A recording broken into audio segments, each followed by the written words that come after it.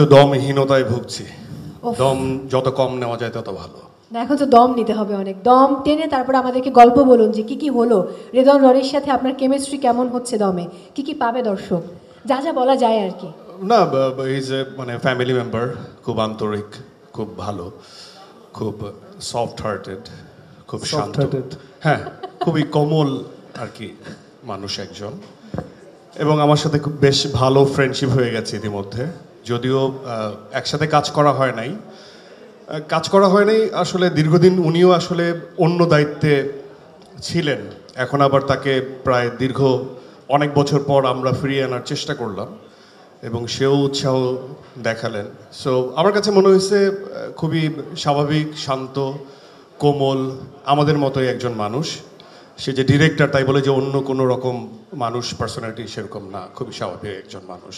এবং তার গল্পের আন্ডারস্ট্যান্ডিং আমাকে মুগ্ধ করে।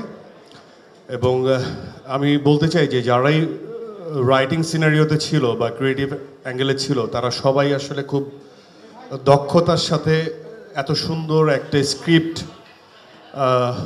আমাদেরকে উপহার দিতে যাচ্ছে। আর আমার কাছে মনে হয় যে I am so much blessed যে এই টিমের সাথে আমি নিজেকে সংযুক্ত করতে পেরেছি এবং তাদের আমার প্রতি আস্থা আছে।